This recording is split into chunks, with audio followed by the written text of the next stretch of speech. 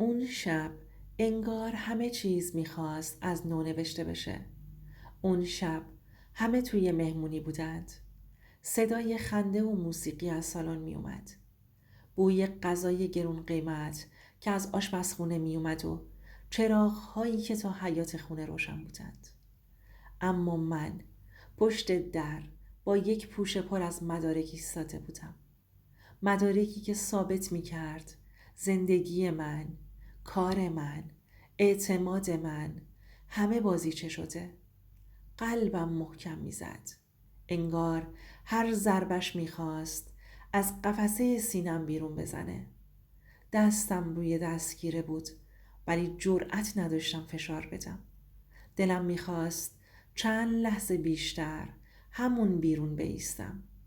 شاید به خودم بقبولونم که اشتباه کردم. شاید همه چیز فقط یه سوء تفاهم باشه. اما وقتی در رو باز کردم و وارد شدم، چشمهام به صحنه‌ای افتاد که حتی توی کابوس هم ندیده بودم. همسرم، همون زنی که با 1000 امید باهاش زندگیمو شروع کرده بودم. 8 سال عمرمو باهاش گذرونده بودم. کنار شریک کاریم روی مبل نشسته بودند.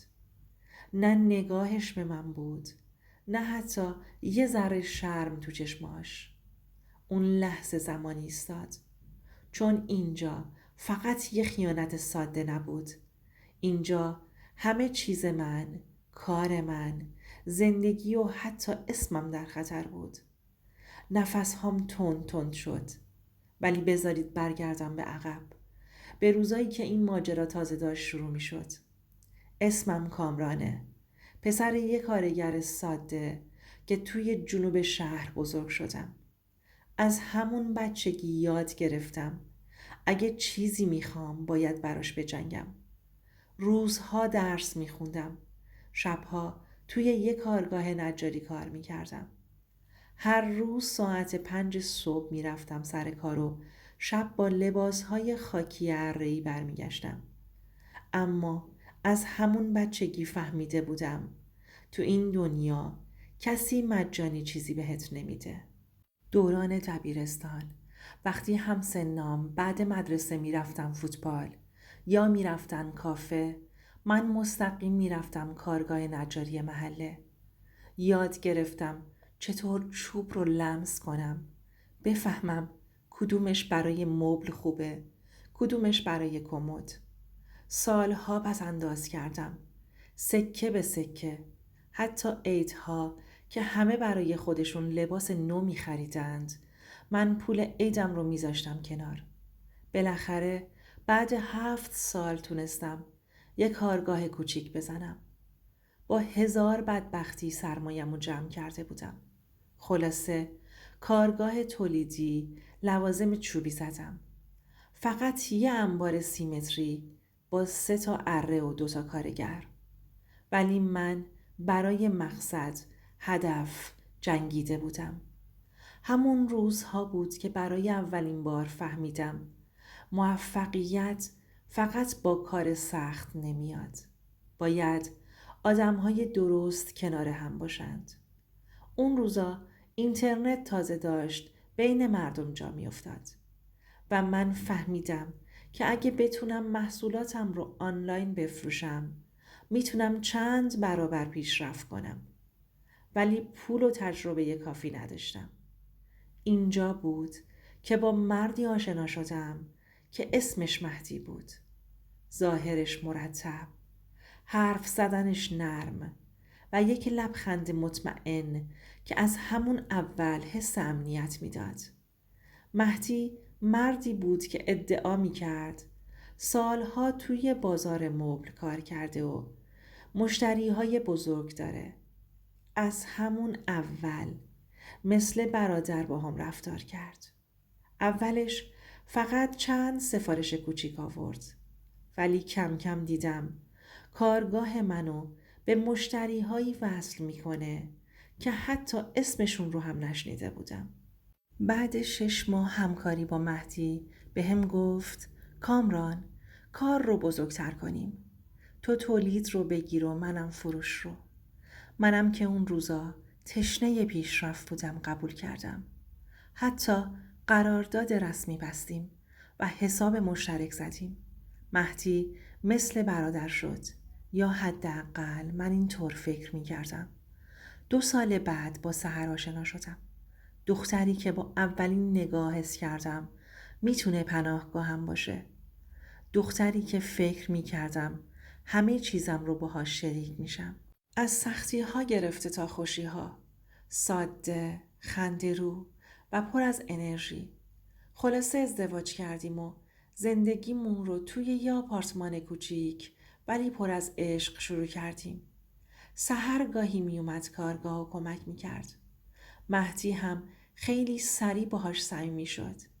حتی به شوخی یه بار بهم گفت زنداداش بهتر از تو میتونه مشتری ها رو قانع کنه و همه با هم خندیدیم. کارگاه رشد کرد. کارمون بزرگتر شد.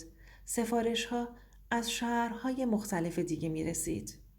من از صبح تا شب توی کارگاه مشغول تولید بودم. مهدی مسئول قراردادها و فروش بود و سحر گاهی برای رسیدگی به حسابها کمک می کرد. اون روزا فکر می کردم خوشبخت ترین مرد دنیا. به خودم افتخار می کردم که از یک اتاق کوچیک به یک کارگاه بزرگ و 15 تا کارگر رسیدم. ولی نمی دونستم این اتفاقات داره تبدیل میشه به زنجیری که یه روز دور گردنم محکم میشه. کم کم چیزهایی دیدم که ذهنم رو درگیر کرد. مثلا یه شب که دیر رسیدم دیدم مهدی و سحر تو آشپزخونه دارن با صدای آروم حرف میزنن و وقتی وارد شدم یک دفعه سکوت کردن. سحر گفت داشتیم از هزینه مواد اولیه حرف میزدیم. یا وقتی به سفر کاری میرفتیم حس میکردم بیش از حد با هم تماس دارن. یک بار دیگه گوشی سحر رو دیدم. اسم مهدی با یک شکلک قلب ذخیره شده بود. وقتی پرسیدم با خنده گفت شوخی کردم، تو زیادی شکاکی. و من ساده لوح احمقانه خندیدم و باور کردم. اما همه چیز از یه فاکتور شروع شد. یه قرارداد بزرگ با یه شرکت خارجی بسته بودیم. قرار بود 1 میلیارد سود خالص داشته باشیم. وقتی برای واریز پول رفتم بانک فهمیدم که حساب شرکت خالیه. مدارک رو چک کردم. دیدم قرارداد به اسم یه شرکت دیگه بسته شده. شرکتی که مدیرعاملش مهدی بود. اون شب بدون اینکه چیزی بگم مستقیم رفتم سمت خونه مهدی. مهمونی بود. تولد یکی از دوستاش بود. چراغ‌ها روشن، صدای موسیقی بلند. وارد که شدم دیدم مهدی و سحر روی مبل نشسته بودند. لیوان‌های نوشیدنیشون روی میز و بینشون برگه‌های مالکیت کارگاه. سحر با لبخند گفت کامران تو زحمت کشیدی ولی ما ساختیمش. الان وقتش تو کنار بکشی. انگار برق از بدنم گذشت. فهمیدم همه چیز از ماه‌ها قبل برنامه ریزی شده بود. مهدی از اعتمادم سوء استفاده کرد. اسناد رو به اسم خودش زد و حتی همسرم رو با وعده زندگی راحت تر به سمت خودش کشوند. توی همون مهمونی جلوی همه مدارکی رو که آورده بودم رو پرت کردم روی میز. صدای پچ پچ مهمونها توی گوشم پیچید و بلند شد. انگار فیلمی بود که جلوی چشمم پخش می شد. پلیس رو خبر کردم. همون شب مهدی بازداشت شد و سحر حتی بدون یک نگاه به عقب از خونه رفت. بعد از اون شب کارگاه رو با 1000 زحمت دوباره ساختیم. نه به بزرگی قبل ولی با اعتمادی که فقط به خودم داشتم. سحر برای طلاق برگشت ولی این بار با وکیلی که میخواست نصف باقی مانده دارایی هام رو بگیره جنگیدم و این بار برنده شدم. دوستان، به شمایی که این داستان رو تا اینجا گوش کردید میخوام یه چیز بگم. هیچ وقت همه چیزتون رو به دست یک نفر ندید. حتی نزدیکترین آدم زندگیتون. خیانت همیشه از دور شروع میشه.